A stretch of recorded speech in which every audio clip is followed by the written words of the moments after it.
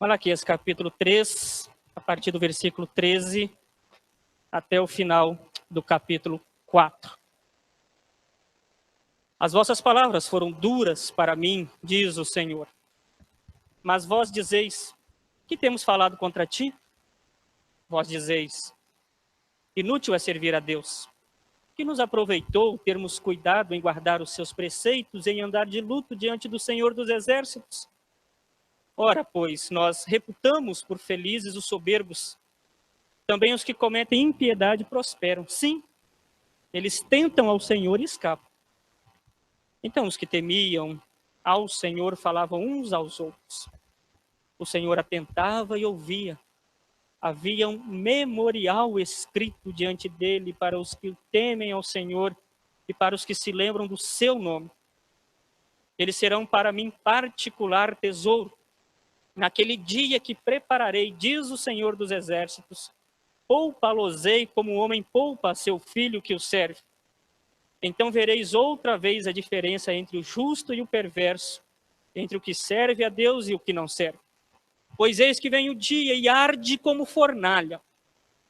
Todos os soberbos e todos os que cometem perversidade serão como restolho. O dia que vem os abrasará, diz o Senhor dos Exércitos, de sorte que não lhes deixará nem raiz nem ramo. Mas para vós outros que temeis o meu nome, nascerá o sol da justiça, trazendo salvação nas suas asas. Saireis e saltareis como bezerros soltos da estrebaria. Pisareis os perversos, porque se farão cinzas debaixo das plantas dos vossos pés. Naquele dia que prepararei, diz o Senhor dos Exércitos. Lembrai-vos da lei de Moisés, meu servo, a qual lhe prescrevi em Horebe para todo Israel, a saber, estatutos e juízos. Eis que eu vos enviarei o profeta Elias, antes que venha o grande e terrível dia do Senhor.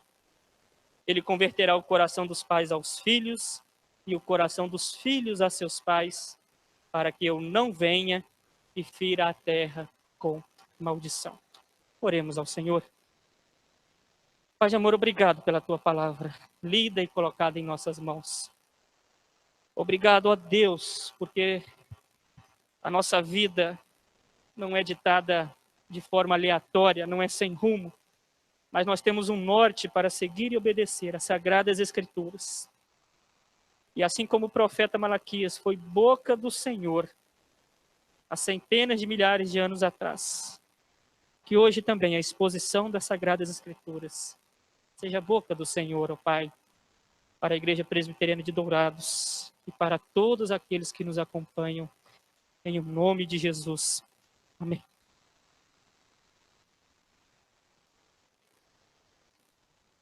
Todos nós já vimos em algum filme, ou talvez, eu espero que não na vida real, mas a cena patética em que o marido é pego no flagrante traindo a esposa com todas as evidências e fala, não é isto que você está pensando, mesmo com todas as evidências em contrário. Ou pensa em pai para filho, né? O pai chega, a casa está revirada de cabeça para baixo, né? Tudo bagunçado, nada do que foi prescrito foi obedecido. Aí o filho na maior cara de pau, o que foi que eu fiz? Sabendo a resposta. Não ria, porque nós, em relação a Deus, frequentemente comportamos-nos de maneira semelhante. Sabemos a resposta à pergunta do que nós temos feito. Sabemos que temos feito coisas erradas e de forma cínica, quase que debochada, olhamos para Deus e perguntamos em que temos me desobedecido? O que nós temos feito? Não é verdade? É engraçado isso. O povo de Israel,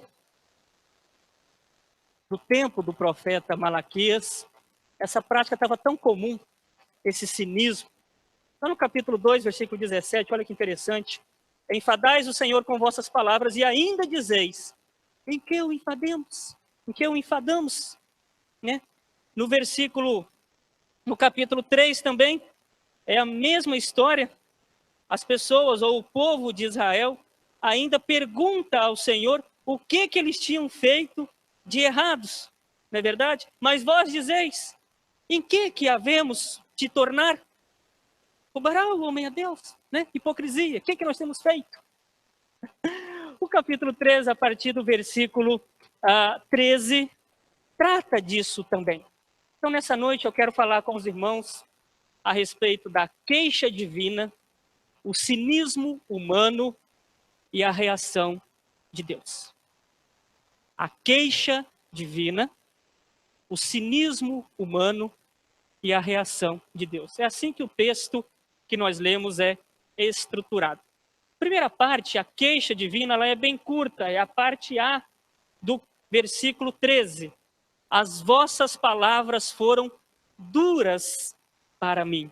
Ou vocês têm dito palavras duras, literalmente palavras pesadas para com Deus.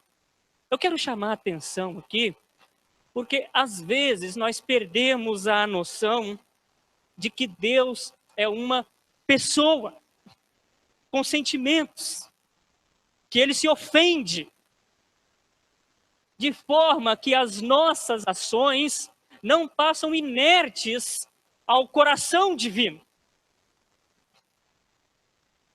Deus se entristece, Deus fica ofendido, Deus tem sentimentos que são feridos quando aqueles que ele comprou e que adotou como filhos não se portam da maneira divina, da maneira devida.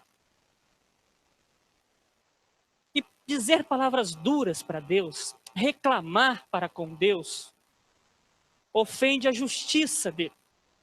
E agora deixe-me explicar. Não é errado perguntar ao Senhor.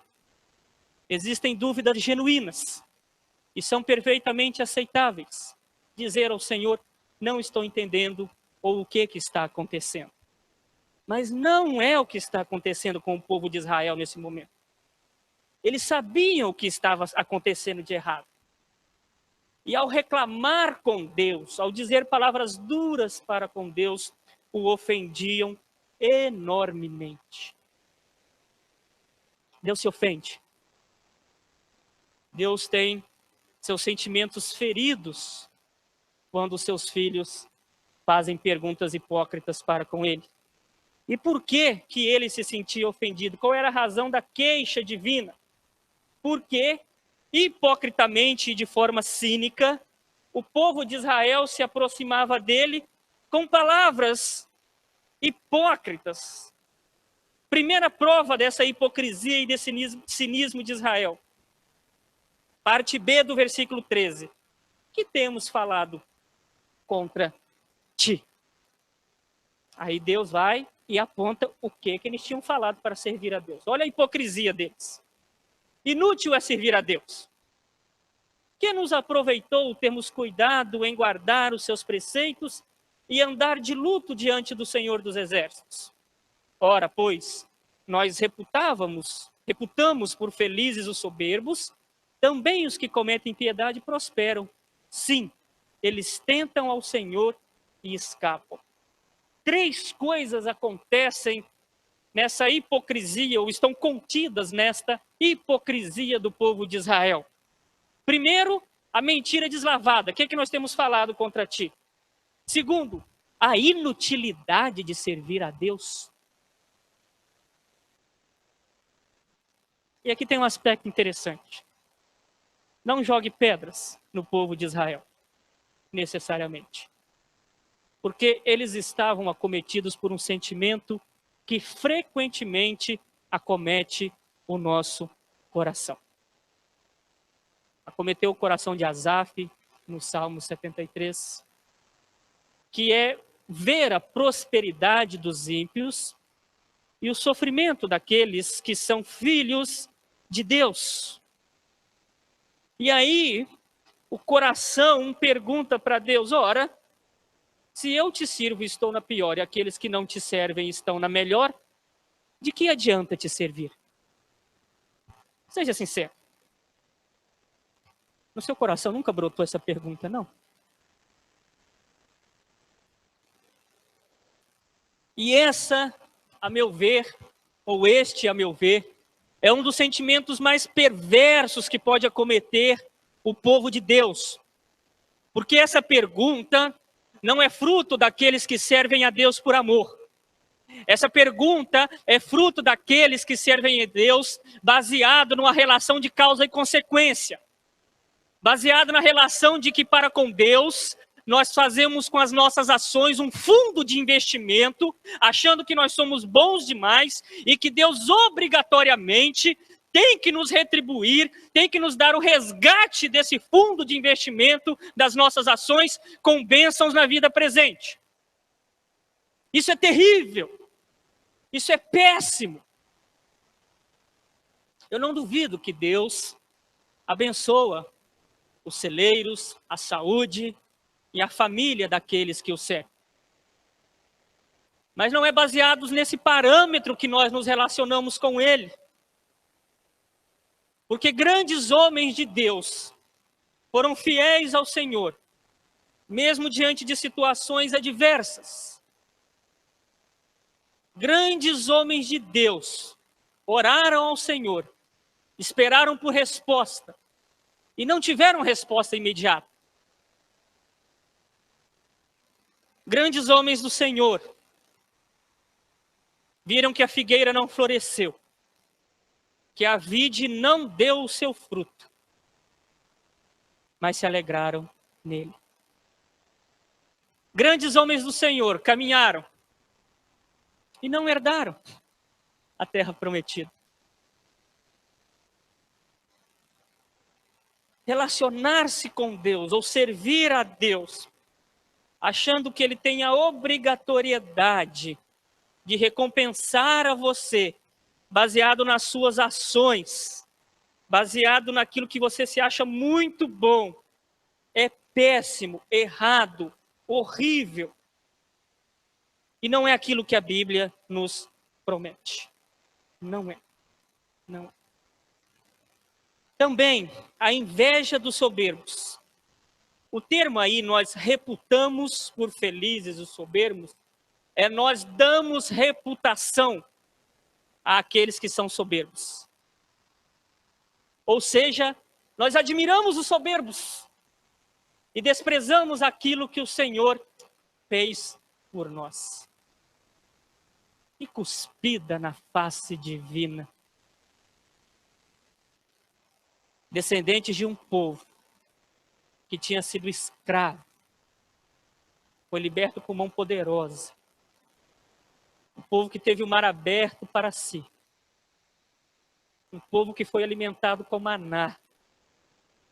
Um povo cujas sandálias e vestes foram preservadas pelo Senhor nos seus mínimos detalhes. Um povo que teve refresco durante o dia e aquecimento durante a noite. Um povo que herdou uma terra que mana leite e mel. Um povo que foi cativo, mas que foi permitido retornar ao cativeiro.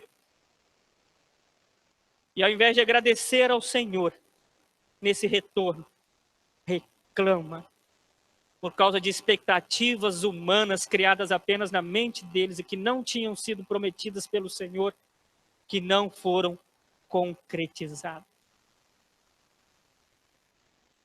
Quantas vezes você já invejou os arrogantes ao longo da sua caminhada cristã? Quantas vezes você, adolescente, acha que aqueles que não servem a Deus são mais felizes que você? E eles é que têm vida boa, e não você que serve a Deus? Quantas vezes você achou que aqueles que dormem domingo de manhã até o meio-dia, ou acordam às 9 para assistir Fórmula 1, às 8 no nosso caso, para assistir Fórmula 1, são mais felizes do que nós que vimos a casa do Senhor? Inveja do soberbo. Desprezo por tudo que o Senhor tem feito por nós. Cinismo. Deus enchendo o nosso prato. Deus nos proporcionando veste. Deus guardando a nossa saúde. Deus nos livrando do maior mal que já nos acometeu ao longo da nossa existência, que são as garras satânicas do pecado. E nós invejando o outro, achando que os soberbos prosperam e são mais felizes que nós. Por causa de um aparelho eletrônico, por causa de alguns cifrões, por causa de algumas roupas que eles vestem. por causa de alguns lugares que eles frequentam. Cinismo. Cinismo que muitas vezes nos acomete. Resposta divina ao cinismo humano. E aqui é o que há de mais belo. Se em outras passagens de Malaquias ele responde apenas com a ira dele, aqui, além de prometer juízo, ele faz algumas promessas muito belas a partir do versículo 16. E eu acho isso tão bonito. E diante deste povo cínico, ingrato, invejoso, que tinha cara de pau de dizer: o que foi que eu fiz? Olha o que é que o Senhor observa, olha o versículo 16. Então, os que temiam ao Senhor falavam uns aos outros. O Senhor atentava e ouvia. Preste atenção. Por piores que sejam as circunstâncias, por mais depravada que esteja a igreja ou a vida espiritual do povo de Deus, por pior que seja o cristianismo contemporâneo, doente, relacionando com Deus à base de dinheiro, de bênção, existe um remanescente fiel. E permanecer fiel ao Senhor.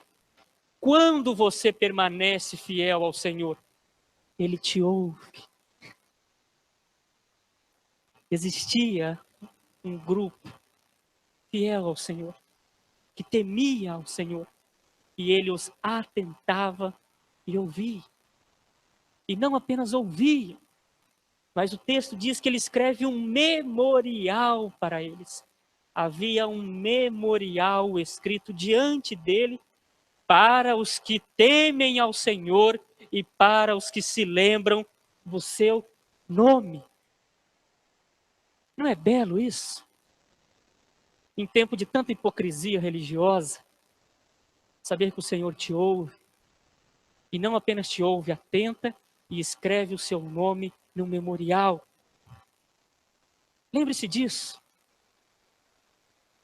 Quando você ler o Apocalipse e todas as alusões ao livro da vida, com o nome dos salvos, é esse memorial. E já foi escrito. Com seu nome lá. Não conforta o seu coração saber disso? Não é bom? Quando você sente inveja dos arrogantes, quando você parece ver, rapaz, mas aquele cara não serve a Deus. Parece que o celeiro dele está sempre cheio. E eu sirvo ao Senhor e o meu celeiro vazio. Não se preocupe. Porque Ele tem um celeiro muito maior para você e já te garantiu algo muito melhor do que um celeiro. Garantiu para você o seu nome escrito no livro da vida.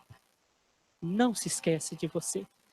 E mais do que isso, Ele lembra de quem teme e não se preocupe, porque Ele executará justiça. Aí Ele fala, versículo 17, que esses que Ele escreveu, memorial, os que temem ao Senhor, serão para mim particular tesouro naquele dia que prepararei. Diz o Senhor dos Exércitos, poupa-los-ei como homem que poupa seu filho. E aí a partir do versículo 18 vem o que é belo. Então vereis outra diferença entre o justo e o perverso, entre o que serve a Deus e o que não serve. Vê capítulo 4. Que diferença é essa e quando ela acontecerá? Pois eis que vem o dia que arde como fornalha, em que todos os soberbos e todos os que cometem perversidade serão como restolho. Volta no capítulo 3. Nós reputávamos por felizes, capítulo 15, quem? Os soberbos. 3,15. O povo de Deus reputava por, ou dava reputação aos soberbos. O que o Pai promete aos soberbos? Todos os soberbos e todos que cometem perversidade serão como o restolho.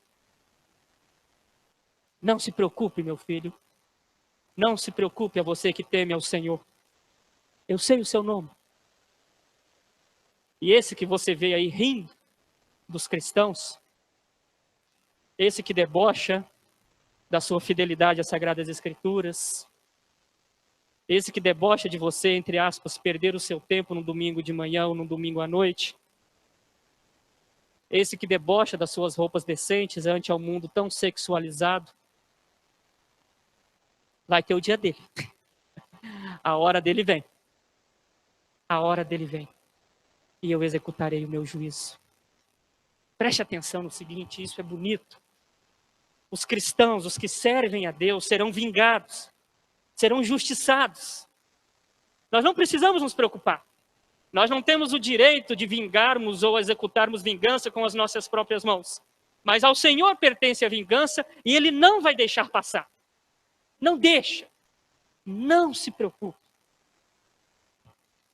Quando nós olhamos as atrocidades cometidas ao longo da história,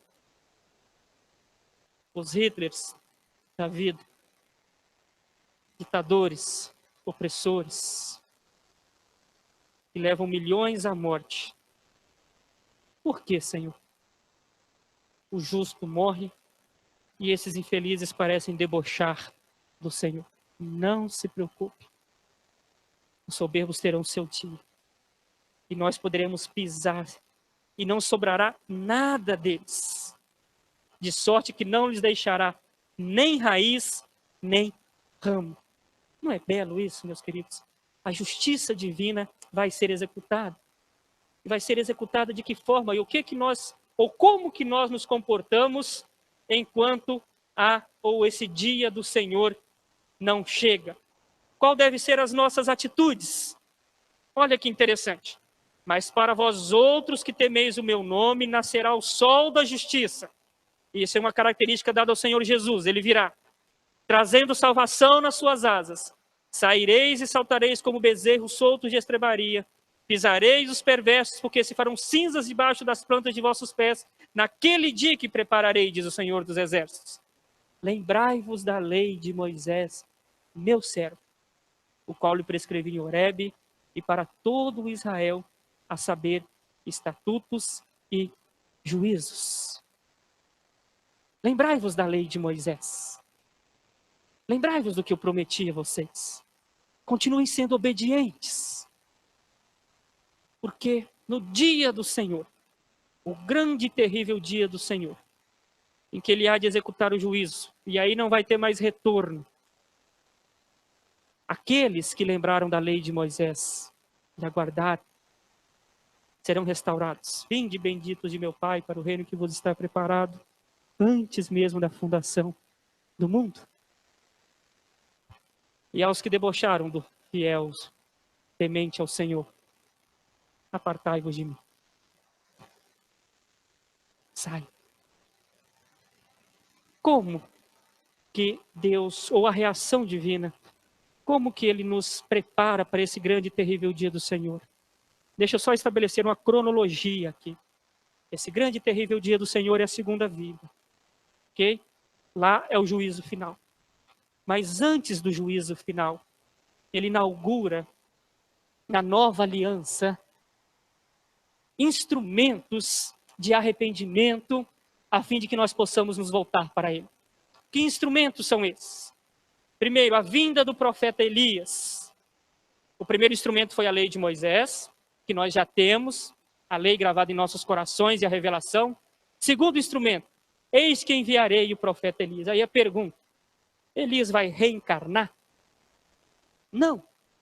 Essa profecia diz respeito a João Batista. E olha que belo. Vamos lá para Lucas, capítulo 1, versículo 17. Folheie sua Bíblia.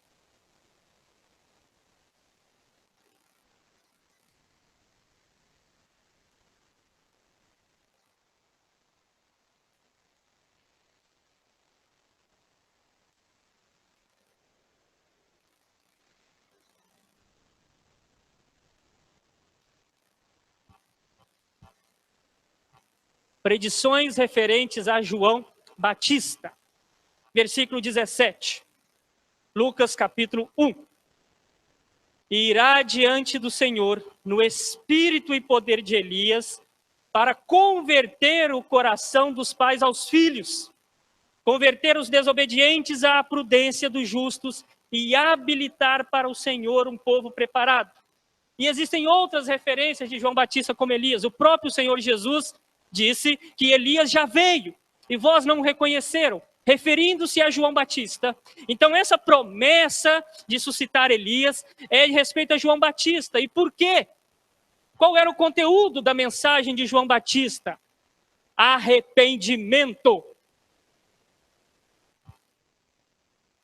É como se o pai falasse: antes que eu execute o meu juízo final, eu mandarei aqueles que chamarão, que clamarão, que abrirão os vossos olhos para arrepender-se dos seus pecados, para abandonar o cinismo, para abandonar a hipocrisia religiosa e voltarem-se a mim.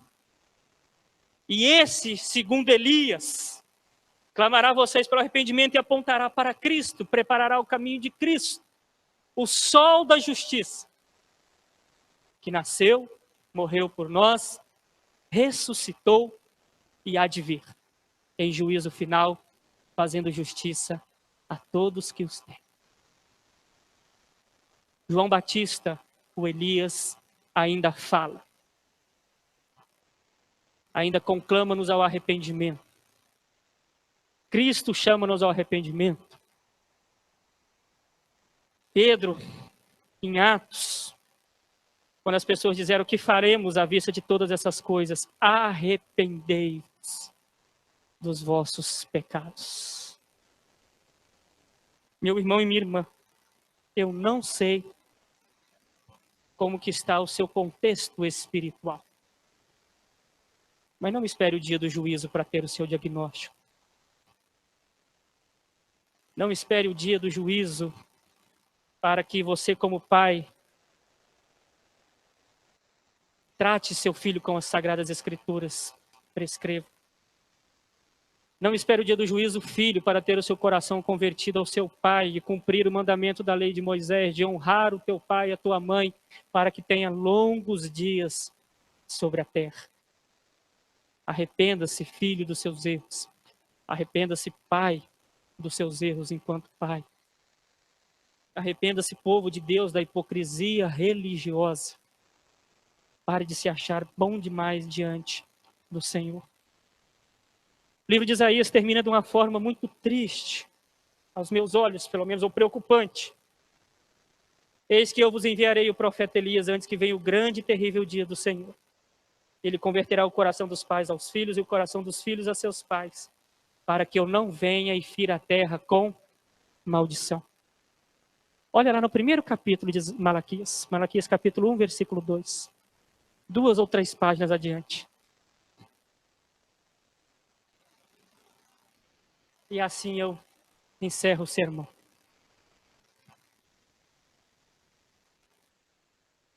A profecia é aberta com a afirmação: eu vos tenho amado. O livro se encerra para que eu não venha e fira a terra com maldição. Depois dessas palavras, 400 anos de silêncio vão perdurar diante do povo de Israel. 400 anos sem que um profeta se levante, sem que nenhuma revelação divina venha. Eu não quero fazer terrorismo aqui. Mas não espere que o Senhor haja com maldição. Não adie o seu arrependimento. Não seja cínico para com Deus. Para que hipocrisia religiosa? Para que entregar o dízimo e continuar com a vida devassa? Para que cantar ao Senhor e não ter disposição de servi-lo de segunda a sábado?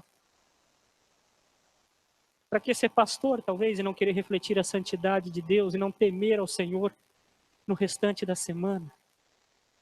Abandona o cinismo religioso. Abandona a prática da religião apenas por tradição. Não adianta você mentir para Deus. Ele é onisciente, onipresente, sabe de todas as coisas. Não adianta você falar: o que é onde eu errei? O que eu tenho feito? De nada adianta.